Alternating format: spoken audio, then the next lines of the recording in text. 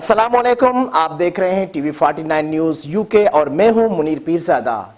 आइए आपको ले चलते हैं आज की खबर की जानिब।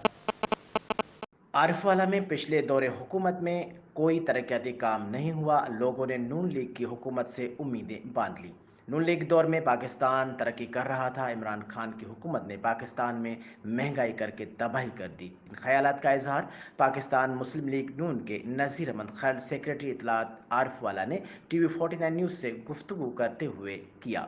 उन्होंने मज़ीद क्या कहा, आइए जानते हैं आरिफवाला से हमारे नुमाइंदे अलहयार मुगल की इस रिपोर्ट में। बिस्मिल्लाहिर्रहमानिर्रहीम। मैं नज़ीर अहमद खरल, सेक्रेटरी इत्तलात पाकिस्तान मुस्लिम लीग नवाज शरीफ आरिफवाला आपसे मुखातिब हूँ। अल्लाह ताला का शुक्र है कि एक बार फिर अल्लाह ताला के ख़ास करम से पाकिस्तान मुस्लिम लीग नून को वफाक और पंजाब में हुकूमत मिली है। इंशाल्लाह 2018 में जो तरक्की का सफ़र रुका था वहीं से शुरू होगा। जो काम पिछली हुकूमत ने रोके थे पाकिस्तान मुस्लिम लीग के अजीम मंसूबे, वो वहीं से शुरू हो गए।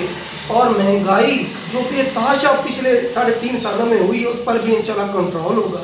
चीनी, घी और रोज़मर्रा की रिशाय खुर्दनूज में जो भी इजाफा किया गया है वो 2018 की वाली कीमतों पर इंशाल्लाह ज़रूर आएगा। किसानों को भी रिलीफ मिलेगा। खाद जो आप लाइनों में लाकर 10,000 DAP लेते थे, अब लाइनों में नहीं लगना पड़ेगा। सोना यूरिया जो आपको 1200 रुपये में मिल रही थी, अब तकरीबन माफिया के ज़रिए आपको मिल रही है तकरीबन 2500 बोरी, वो भी इंशाल्लाह उस पर भी काम कर रहे हैं। उस पर भी इंशाल्लाह मुस्लिम लीग नवाज शरीफ ही रिलीफ देगी। मजीद इनका कहना है कि पाकिस्तान मुस्लिम लीग नून पाकिस्तान की हकीकी जमहूरियत वाली पार्टी, ये पाकिस्तान को तरक्की के राह पर जरूर गामजन करेगी। कैमरामैन राशिद अली इजरा के साथ अलहयार मुगल 49 न्यूज़ आरिफवाला।